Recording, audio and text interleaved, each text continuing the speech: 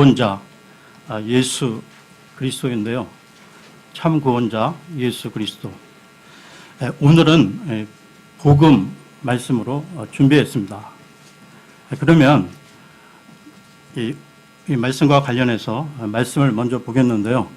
창세기 1장 26절에서 28절을 보겠습니다. 창세기 1장 26절에서 28절입니다.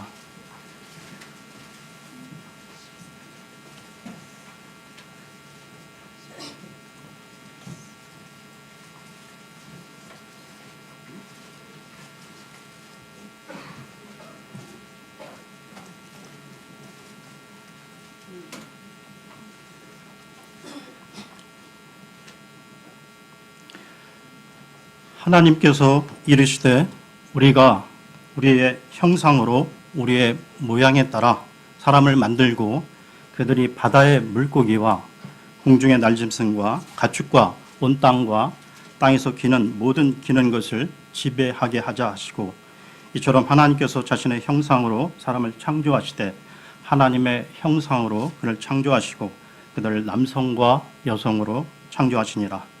하나님께서 그들에게 복을 주시고 하나님께서 그들에게 이르시되 다산하고 번성하여 땅을 채우라. 땅을 정복하라. 또 바다의 물고기와 공중의 날짐승과 땅 위에서 움직이는 모든 생물을 지배하라 하시니라. 창세기 그 1장의 그 창조의 그 과정을 보게 되면 하나님께서 첫째 날에 빛을 창조하시고 낮과 밤을 구분하셨죠. 그리고 둘째 날에 궁창 하늘을 지으시고, 셋째 날에는 육지와 육지의 식물, 그 다음에 바다를 창조하셨으며, 넷째 날에는 해와 달과 별을 만드셨고, 다섯째 날에는 하늘의 조류와 바다의 어류를 창조하셨으며, 여섯째 날에는 육지의 동물과 사람을 창조하셨다고 나와 있습니다. 그런데 인간의 그 창조 과정은 다른 것과 좀 차별화되어 있는데요. 다른 것을 창조하실 때는 오직 말씀으로만 창조하셨는데, 사람을 창조하실 때는 재료를 사용해서 정성을 다해 하나님의 형상으로 창조를 하셨다는 것이죠. 이와 관련해서 창세기 2장 7절을 보겠습니다. 2장 7절입니다. 주 하나님께서 땅의 흙으로 사람을 지으시고 생명의 숨을 그의 콧구멍에 불어 넣으시니 사람이 살아있는 혼이 되니라. 창세기 1장을 보시게 되면 첫째 날, 둘째 날, 셋째 날 계속 만들어 가시면서, 물론 둘째 날만 빼고 하나님께서 만드시고 나서 보시기에 좋았더라 말씀이 나오고 있는데요. 그 1장 끝절에 보면 이 인간을 만드시고 보시기에 심히 좋았더라 하고 나오고 있는 것을 보게 됩니다. 이처럼 하나님께서는 온 우주 천지 만물 중에 인간을 가장 복된 존재로, 축복된 존재로 지으셨다는 것을 알게 됩니다. 하나님께서 사람을 창조하셨는데 자신의 형상에 따라 하나님의 형상으로 지으셨다고 하는데, 그러면 하나님의 형상이란 무엇을 말하는 것인가? 인간은 이 보이는 육신만 있지 않다는 것입니다. 보이지 않는 영적인 부분이 있는데요. 사람은 영과 혼과 몸으로 구성되어 있는 영적 존재라는 것입니다. 사람이 영적 존재라는 말은 사람이 하나님의 최고의 사랑과 은혜와 행복을 누릴 수 있는 자격을 가진 존재라는 것이죠. 그런데 그 언제 이 축복이 온다는 말입니까? 사람이 하나님을 만났을 때 그 축복을 받을 수 있다는 것입니다. 하나님이 그 사람을 창조할 때 그 상황을 보게 되면, 창세기 1장과 2장을 보게 되면 하나님께서는 사람을 창조 원리를 가지고 창조하셨는데요. 창조 원리에 대한 예를 들어보겠습니다. 이 하나님이 이 물고기를 만드시고는 반드시 어디에 살게 하셨죠? 물입니다. 물고기가 물을 떠나는 순간 죽을 수밖에 없게 되겠죠.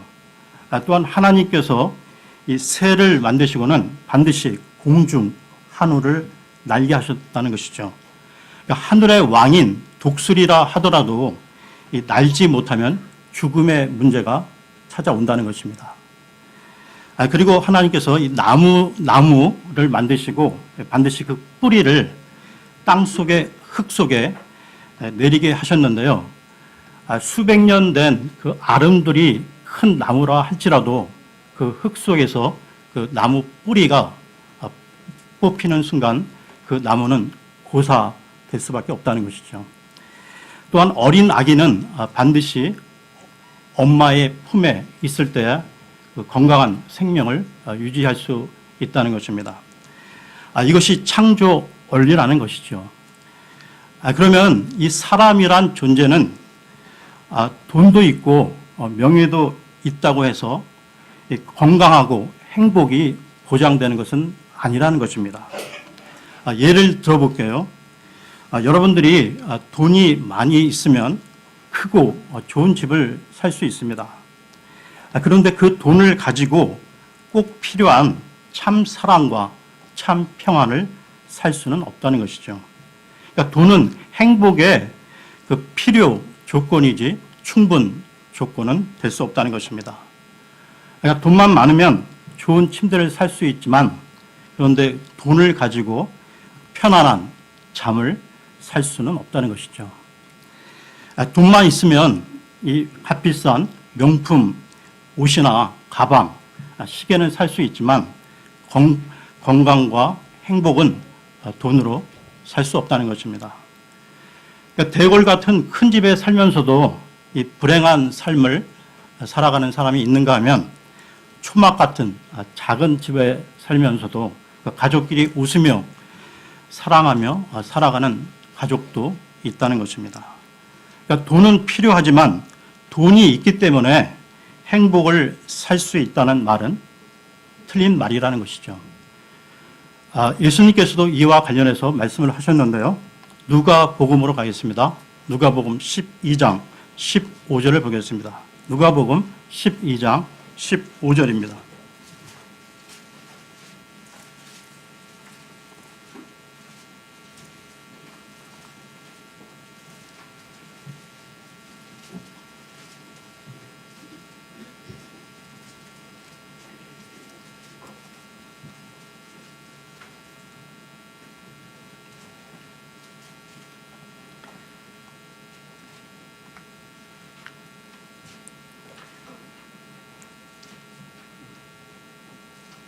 그들에게 이르시되 탐욕을 주의하고 조심하라.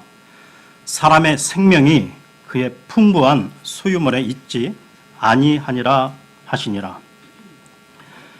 여러분 잘 생각해 보십시오. 사람은 건강도 있어야 하고 돈도 있어야 하고 명예도 있어야 하고 성공도 해야 하는데 그런 것으로 행복하지는 않는 존재라는 것이죠. 예를 들면 세상 기준으로 성공한 사람과 실패한 사람 가운데 세상 성공과 행복이 비례한다고 한다면 여러분 돈 많은 재벌이나 인기 많은 연예인들이 자살하는 것은 왜 그렇습니까? 미국의 유명한 소설가였던 해밍웨이 잘 아시죠? 이 해밍웨이 노인과 바다를 쓴 대문호 아닙니까?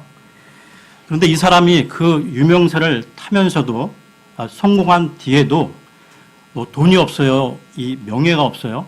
모든 것을 갖춘 것 같지만 그 마음속에 늘 허무와 불안, 우울증으로 시달렸다고 합니다. 그러다가 나중에 노숙자가 되고 결국은 자신이 특별히 그 아끼던 그 사냥총으로 자살함으로 생을 마감했다는 것이죠. 그리고 유명한 철학자, 독일의 철학자 니체는 어떠했습니까? 그 사람은 미쳐서 정신병원에서 이 비참한 죽음을 맞이했던 것입니다. 그리고 나의 사전에는 불가능이 없다라고 외쳤던 나폴레옹, 그도 나중에 세인트 헬레나 섬에 유배되어 통탄의 삶을 살다가 생을 마쳤습니다. 여러분, 인간이 육신만 있다면 육신이 원하는 대로 살아가면 되겠지만 인간은 하나님의 형상, 영적인 존재로 창조가 되었기에 돈이나 명예, 건강, 쾌락으로는 참 만족을, 참 행복을 누릴 수가 없게 되어 있다는 것입니다. 그러면 인간은 언제 행복할 수 있는가요?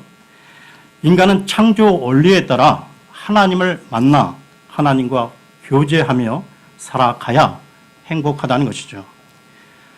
원래 첫사람 아담과 이브는 에덴 동산에서 행복한 삶을 살았었습니다. 그러다가 하나님과 분리되는, 하나님을 떠나는 사건이 일어나게 되는데요. 하나님은 아담에게 그 전에 이렇게 말씀하셨습니다. 네가 선과 악을 알게 하는 그 나무의 열매를 먹는 날에는 반드시 죽을 것이다. 그러나 사탄의 유혹을 받은 그 이브가 먼저 먹고 아담까지 먹음으로 말미암아 이 땅에는 죄가 들어오고 죽음이 들어오게 된 것이죠.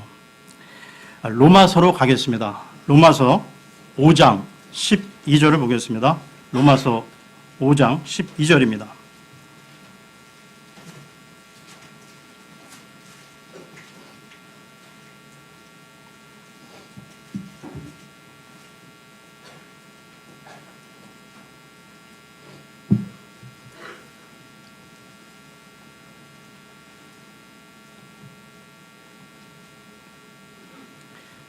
그러므로 한 사람으로 말미암아 죄가 세상에 들어오고 죄로 말미암아 사망이 들어왔나니 이와 같이 모든 사람이 죄를 지었으므로 사망이 모든 사람에게 임하였느니라.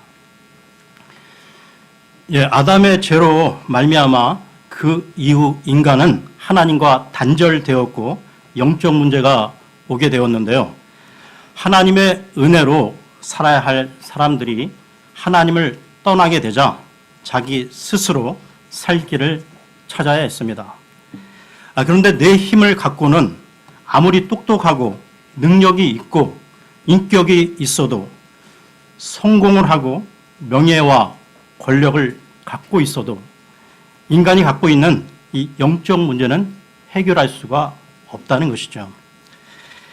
내가 갖고 있는 운명, 가문이 갖고 있는 이 재앙들을 막을 길이 없다는 것입니다. 그러니까 인간이 하나님을 떠나 뭔가 혼자 해보려 하니까 외롭고 불안하니까 뭔가를 찾아 의지하게 됐는데요.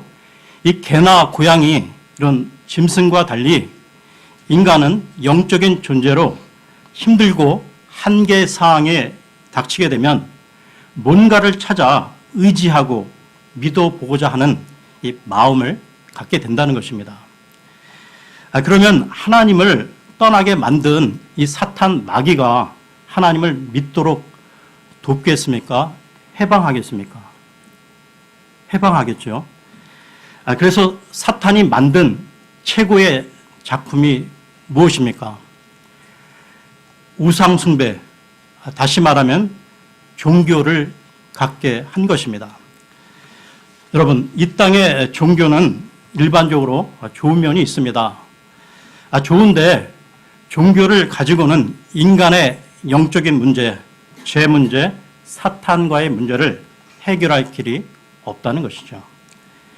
이와 관련해서 종교인이었던 한 사람의 이야기를 해보겠습니다. 돌아가신 성철 스님인데요. 많은 분들이 알고 계실 겁니다. 이 불교계에서는 상당히 유명한 스님인데 이분이 자서전을 전에 썼었는데요. 산은 산이요, 물은 물이로다. 이 자서전에 보게 되면 장, 자, 불, 와 해서 앉아서 잠을 잔다는 것입니다. 눕지 않고 앉아서 잠을 자는데 이 스님이 10년 이상을 그렇게 수행을 했다는 것입니다. 여러분, 어떻게 사람이 잠을 앉아서 잘 수가 있을까요? 그것도 10년 이상을. 그리고 7년 이상을 자기가 그 기거하고 있는 그 암자 주위를 쌀이 나무로 쳐놓고 바깥 출입을 7년이나 하지 않고 고행, 수행을 계속 했다고 나와 있는데요. 그리고 또한 수십 년을 도포, 한보를 가지고 버텼다고 합니다. 그 한보를 계속 바늘로 꿰매가면서 입다 보니까 나중에는 완전히 누더기가 되었는데요. 그런데 이분이 그렇게 돌을 닦던 이분이 나중에 고백한 말이 있습니다. 내가 선남 선녀를 숱하게 속였으니 내 죄가 수미산을 지나는구나. 아니, 그렇게 돌을 닦은 분이 무슨 죄를 그렇게 지었겠습니까? 남을 해코지 했겠습니까? 사기를 쳤겠습니까? 그렇게 돌을 닦은 분인데, 그런데 그분이 한 말이에요. 내가 선남 선녀를 숱하게 속였다. 불교에는 진리가 없는데 있다고 속였다.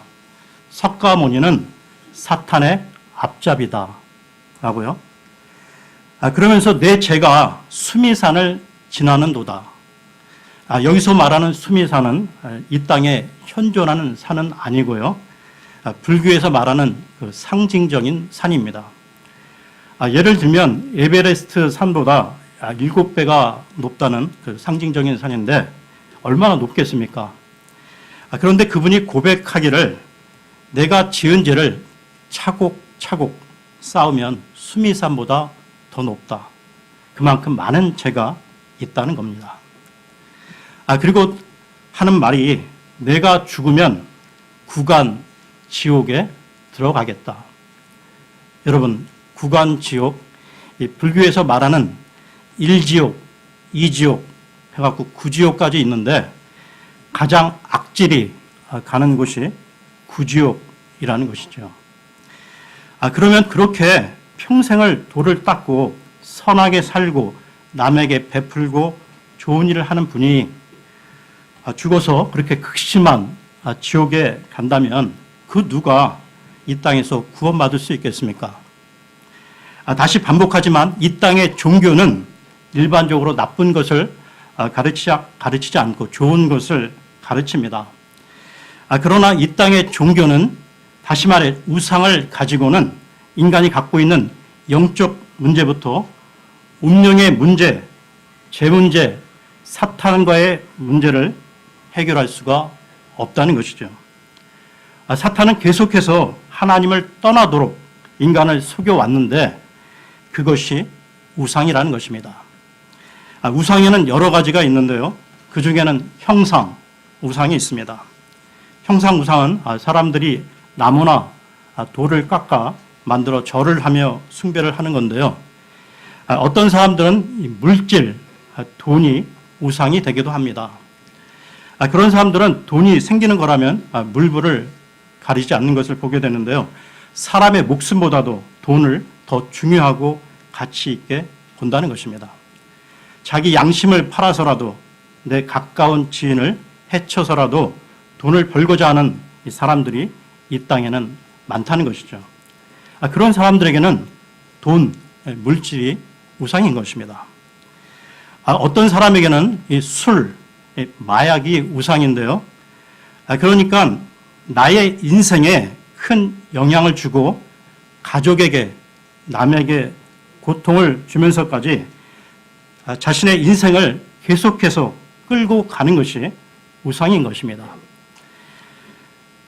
여러분, 우리 마음에 다른 것으로 가득 차서 나를 지배하는 것이 바로 우상이라는 것이죠. 예를 들면 어떤 남자가 자기 아내보다 다른 여자를 만나 사랑을 하거나 어떤 여자가 자기 남편보다 다른 남자를 만나 사랑을 하는 것을 간음이라고 하는데요. 그렇다면 우상 숭배는 뭐죠? 영적 간음이라는 것입니다. 성경은 그렇게 말씀하고 있다는 것이죠. 이와 관련해서 야고보서로 가겠습니다. 야고보서 4장 4절을 보겠습니다. 야고보서 4장 4절입니다.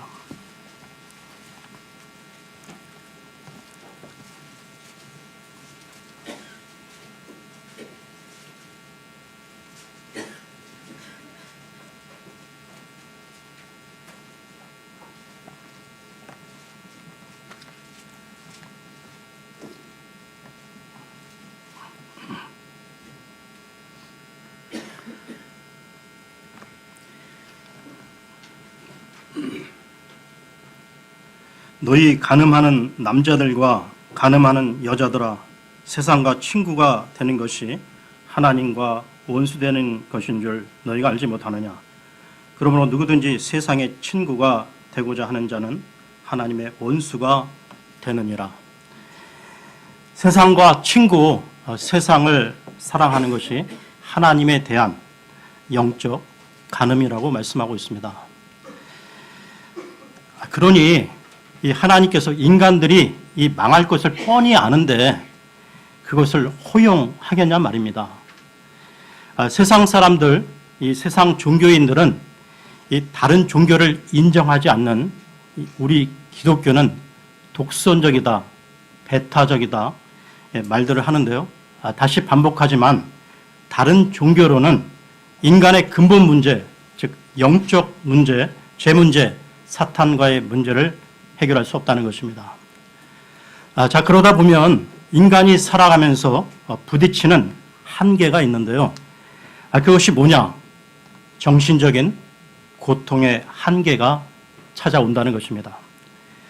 뭔가 모르게 마음이 불안하고 조급하고 사랑보다는 미움이, 감사보다는 원망이 앞서고 밤에는 술이나 수면제가 없으면 잠을 못 이루는 이 불면증, 그리고 뭔가 혼자 있으면 침체되어 어떤 일에 집중을 못하는 우울증, 그리고 갑자기 좋았다가 싫었다가 웃었다가 화를 내는 자기도 조절이 안 되는, 통제가 안 되는, 주변 사람들 황당하게 만드는 조울증, 그리고 뭔가 시커먼 것이 자기를 누르는 것 같고 자기를 죽이려는 것과 같은, 그러니까 나중에는 숨 쉬는 것조차 버거움을 느끼게 하는 공황장애.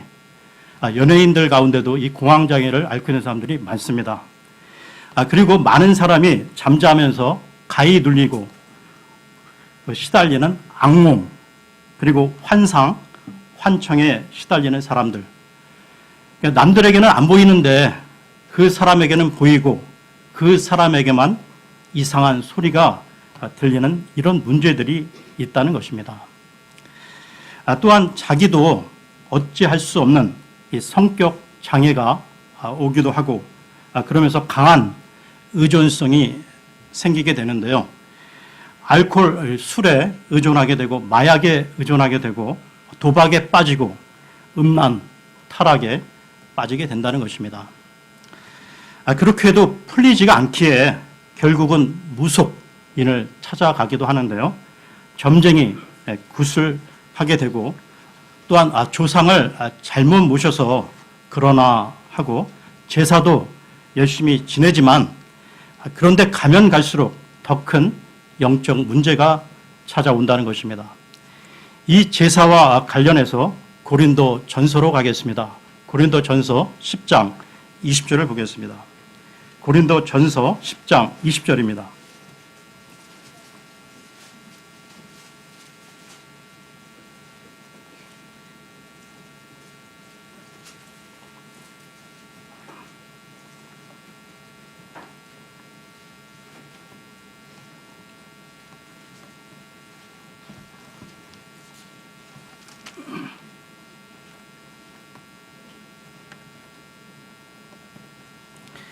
그러나 내가 말하건대 이방인들은 자기들이 희생물로 드리는 것들을 하나님께 희생물로 드리지 아니하고 마귀들에게 드리나니 나는 너희가 마귀들과 교제하는 것을 원치 아니하노라.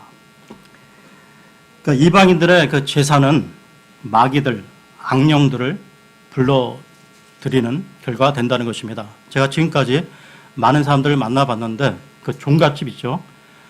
그 1년에 제사를 뭐 10번 이상 드리는 그런 종갓집의 그 자녀들의 그 영적인 문제들이 심각한 것을 많이 볼 수가 있었습니다. 그러니까 결국은 이 내향적인 사람은 우울증으로 더 깊어지면 이 폐인이 되거나 자살로 이어지기도 하는데요.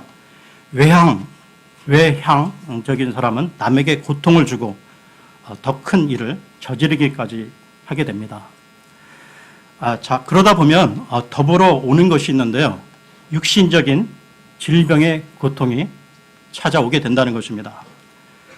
자, 영적으로 방황하지요. 정신적으로 고통을 받지요. 그 다음에 육신적으로 병들 수밖에 없다는 것입니다. 사람이 평생을 고통을 받으며 불치병으로 죽는 경우도 있고요. 온갖 난치병, 고질병으로 시달리는 사람들이 얼마나 많습니까? 그렇게 평생을 고통 가운데 보내다가 마침내 인간이면 피할 수 없는 문제가 찾아옵니다. 죽음이지요. 히브리서 9장으로 가겠습니다. 히브리서 9장 27절입니다. 히브리서 9장 27절입니다.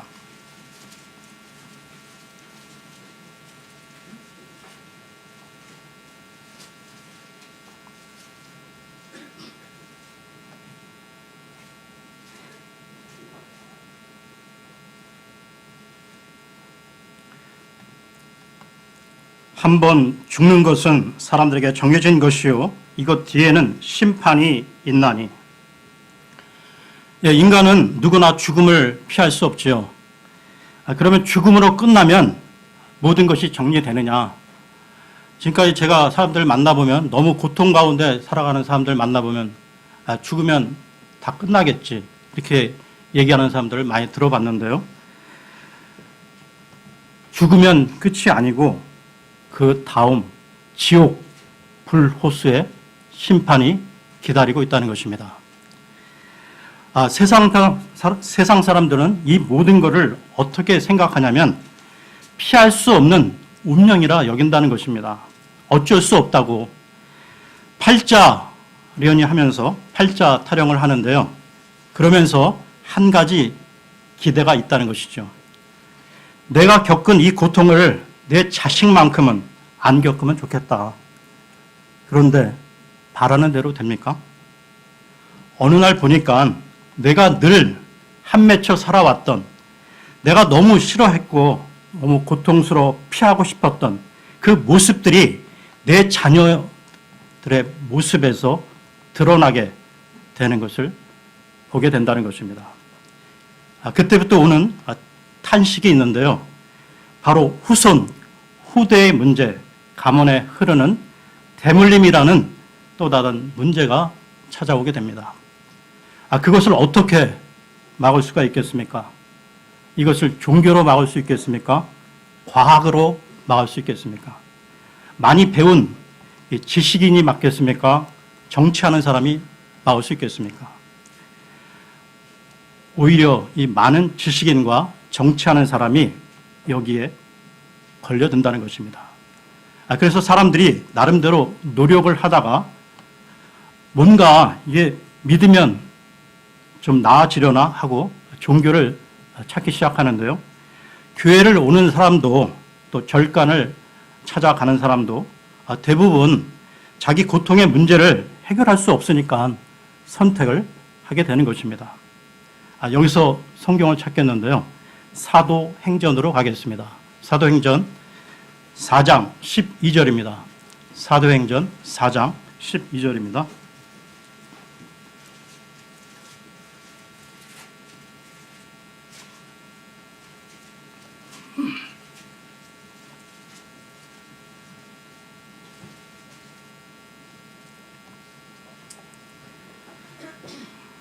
다른 사람 안에는 구원이 없나니 하늘 아래에서 우리를 구원할 다른 이름을 사람들 가운데 주지 아니하셨느니라 하였더라. 예, 어떤 사람은 이렇게 말하는데요. 내가 착하게 살면 좋은 일 생기고 복을 받겠지. 우리 후손이 잘 되겠지. 하지만 그렇지 않다는 것이죠. 이와 관련해서 골로새서로 가겠습니다. 골로새서 2장 8절입니다. 골로새서 2장 8절입니다.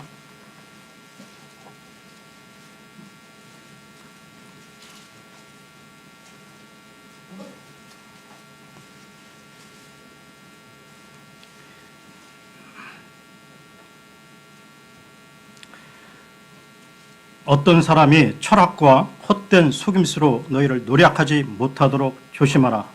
그것들은 사람들의 전통과 세상의 유치한 원리들을 따르는 것이요 그리스도를 따르는 것이 아니니라. 예, 또 어떤 사람은 이렇게 말들을 하는데요. 아는 것이 힘이다 라며 지식을 추구합니다. 그런데 여러분, 이 많이 배운 지식인들이 오히려 더 허무주의에 빠지고 여러 영적 문제 속에 자살률이 높은 것을 아십니까? 그렇다면 인간이 선택한 방법으로는 해결할 길이 없다는 것이죠.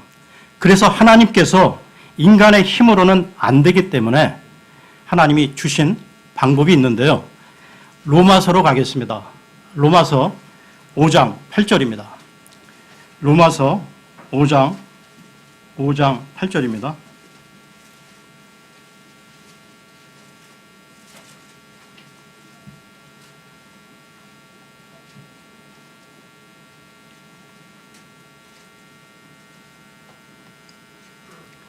우리가 아직 죄인이었을 때 그리스도께서 우리를 위해 죽으심으로 하나님께서 우리를 향한 자신의 사랑을 당당히 제시하시느니라. 예, 우리가 죄인이었을 때 사망과 지옥의 운명에 빠져 있을 때 하나님께서 그리스도를 보내셔서 십자가에 죽게 하심으로 그리스도 안에서 우리를 죄와 사망과 지옥의 운명에서 건지셨다는 것입니다. 하나님이 주신 방법이 무엇이라고요? 예수 그리스도를 우리에게 보내주셨습니다. 예수는 그분의 이름이고 그리스도는 기름 부음을 받았다는 뜻으로 그분이 하신 일을 말하는데요. 그리스도가 하신 일이 무엇입니까? 제사장, 대언자, 왕입니다. 그러니까 구약시대 때 희생 헌물을 드리던 제사장의 역할을 하셨는데요. 구약시대 때 죄를 지었으면 죄를 진 그 사람이 제사장을 찾아갑니다. 양이나 다른 짐승을 희생물로 가지고 가는데요. 그러면 제사장이 그 죄인의 손을 짐승의 머리에 안수를 하게 해서 그 사람의 죄를 짐승에게 전가를, 즉 뒤집어 씌운다는 것입니다. 즉 죄는 사람이 지었는데 대신 양이 죽는 것이죠. 죄인들이 이 모습을 보면서 이렇게 생각하게 됩니다. 내가 죽어야 할 이 자리에 양이 대신 죽게 하셨구나. 그러면서 무엇을 보게 됩니까? 앞으로 오실 예수 그리스도를 보게 되는 것이죠. 예수 그리스도는 한 마리의 양을 가지고 죄를 해결하신 분이 아닙니다. 당신이 직접 십자가에 못 박혀 죽으심으로 우리를 죄와 사망에서 해방하셨던 것이죠. 그 일을 하신 분이 참 제사장 대신 예수 그리스도이십니다. 이와 관련해서 로마서 8장으로 가겠습니다. 로마서 8장 2절을 보겠습니다. 로마서 8장 2절입니다.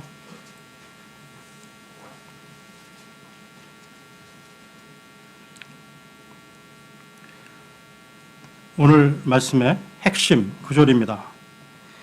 이는 그리스도 예수님 안에 있는 생명의 성령의 법이 죄와 사망의 법에서 나를 해방시켰기 때문이라. 십자가에서 우리의 모든 죄와 가문의 저주에서 해방을 시켜주신 분이 그리스도이십니다. 또한 예수 그리스도는 하나님을 떠난 사람들에게 하나님을 만나는 구원의 길을 여신 분이신데요. 요한복음으로 가겠습니다. 요한복음 14장 6절을 보겠습니다.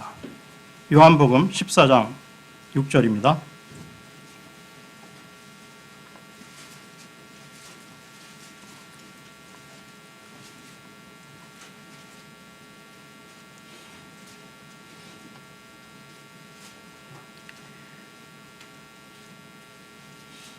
예수님께서 그에게 이르시되 내가 곧 길이요 진리요 생명이니 나를 통하지 않고는 아무도 아버지께 오지 못하느니라. 여러분, 인류 역사상 그 많은 수많은 수백억의 인구가 왔다 갔지만 나는 길이요 진리요 생명이라 외쳤던 분이 있었습니까? 하나님을 만나는 생명의 길, 구원의 길을 여신 참 대원자로 오신 분이 예수 그리스도이십니다. 세 번째로 그리스도가 하신 일은 왕의 일인데요. 여러분, 이 왕은 적을 물리치고 백성들을 보호하는 일을 하지 않습니까? 요한 1서로 가겠습니다. 요한 1서 3장 8절을 보겠습니다. 요한 1서 3장 8절입니다.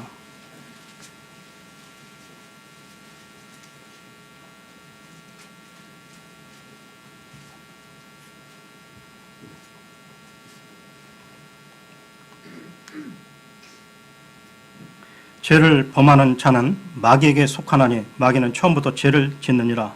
하나님의 아들이 나타나신 목적은 이것이니 곧 그분께서 마귀의 일들을 멸하시는 것이라. 다시 반복합니다. 예수 그리스도께서 이 땅에 오신 목적은 인간이 해결할 수 없는 근본 문제를 해결하시기 위해 인간의 모든 저주를, 사망의 문제를 해결하시기 위해 오셨는데요. 그분이 예수 그리스도이십니다. 그래서 구원을 받았다는 것은 단순히 교회를 다닌다 하는 정도가 아니라 내가 구원을 받았다는 것은 나를 위해 이 땅에 오셔서 나를 위해 십자가 위에서 죽기까지 사랑하시고 3일 만에 부활하신 그리스도를 나의 구원자로 믿고 내 마음의 주인으로 받아들이는 것인데요. 그때 오는 축복이 있습니다. 요한복음으로 가겠습니다. 요한복음 1장 12절을 보겠습니다. 요한복음 1장 12절입니다.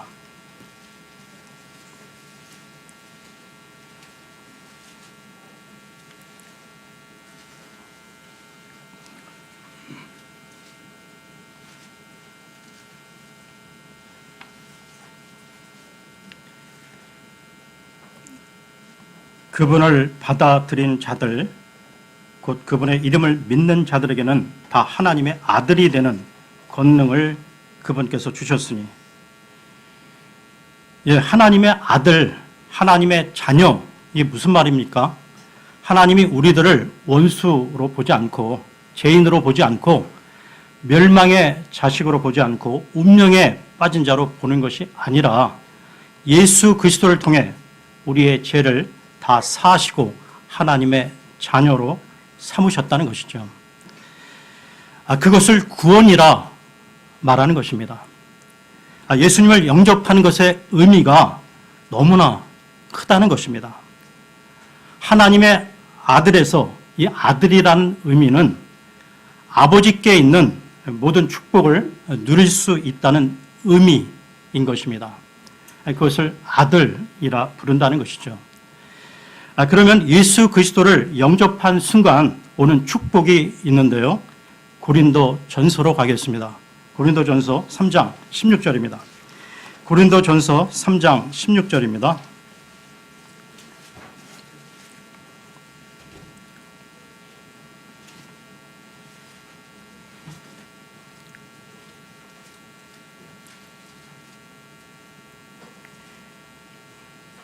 너희가 하나님의 성전인 것과 하나님의 영께서 너희 안에 거하시는 것을 너희가 알지 못하느냐. 예수 그리스도를 영접한 순간 성령께서 그 사람 안에 즉시로 들어가시는데요. 이것을 성령 침례라고 합니다. 그리고 구원받은 사람 안에 성령이 내주하시기 때문에 구원받은 사람의 몸이 성전이라는 것입니다. 다시 말해서 우리가 지금 예배드리고 있는 이 처소, 이 건물이 성전이 아니라 구원받은 성도의 몸이 성전이라는 것이죠. 그리고 그때로부터 오는 축복이 있는데요. 사람이 자기 힘으로, 자기 능력으로 해결이 안 되는 문제가 있지 않습니까? 내 한계 밖에 있는 문제가 있죠. 하나님이 하시지 않으면 안 되는 문제가 있다는 것입니다. 그래서 하나님이 주신 것이 있는데요. 요한복음 14장으로 가겠습니다. 요한복음 14장 13절, 14절입니다. 요한복음 14장 13, 14절입니다.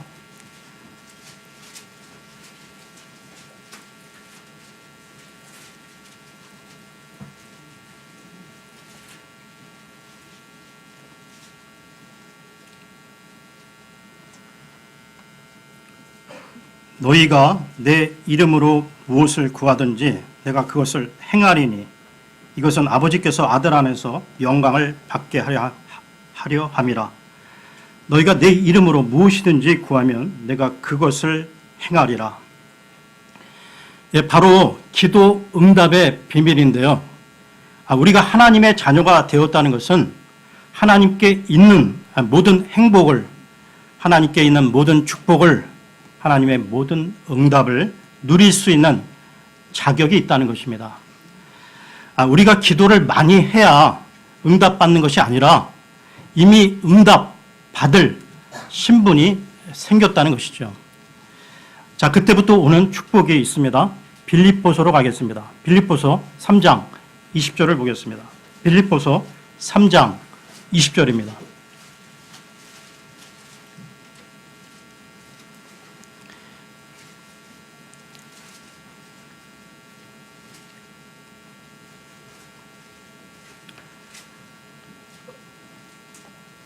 우리의 생활 방식은 하늘에 있으며 거기로부터 또한 우리가 구원자 주 예수 그리스도를 기다리노니. 사람이 태어나면 그 이름이 옛날에는 그 호적에 올라갔죠. 요즘은 가족 관계 등록부에 올라가는데요. 우리가 예수 믿고 구원받는 그 순간 하늘 생명책에 이름이 올라갑니다. 우리의 생활 방식이 이 하늘에 있다는 이 말은 우리가 죽어서 하늘나라 간다는 그 정도가 아닌 것이, 그것은 당연한 것이고요. 우리가 이 땅에 사는 동안에도 하늘의 백성으로 하나님이 함께 하는 자로 축복의 삶을 살아갈 수 있다는 것입니다. 또한 그때로부터 오는 또 다른 축복이 있는데요. 히브리서로 가겠습니다. 히브리서 1장 13, 14절을 보겠습니다.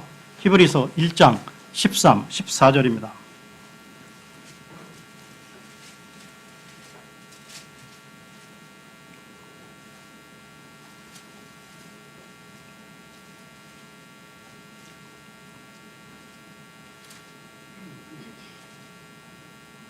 그분께서 어느 때 천사들 중에 누구에게 내가 네 원수들을 네 발받침으로 삼을 때까지 내 오른편에 앉아 있으라 하셨느냐.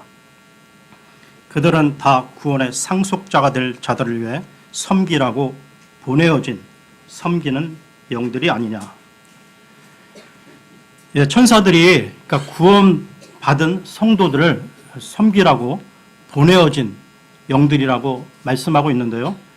그러니까 구약, 신약 할 것 없이 이 성경에 보면 성경 곳곳에는 하나님의 천사가 주의 백성들을 도와주는 장면이 나오고 있습니다. 저와 여러분들이 이 축복을 누리시기를 바랍니다. 우리가 받은 이 축복을 누리는 것이 바로 신앙 생활이라는 것이죠. 주님이 원하시는 신앙생활은요, 힘들고 종교에 묶이고 율법에 묶이고 뭔가 의무적으로 마지못해 하는 것이 아니라는 것입니다. 하나님이 내게 주신 축복과 이 은혜를 마음껏 누리는 거예요. 자녀된 축복을, 하나님이 함께 하시는 임마누엘의 축복을, 기도 응답의 축복을, 죄에서 해방된 축복을, 이 감격을 누리는 것입니다. 그것이 신앙 생활이라는 것이죠. 여러분 진짜 은혜 받으시고 승리하셔서 여러분 가정과 후대가 살고 여러분들 그 삶의 현장이 살아나는 은혜가 있기를 바랍니다. 그러면 오늘 메시지를 잠시 생각하시면서 기도하는 시간을 갖겠습니다.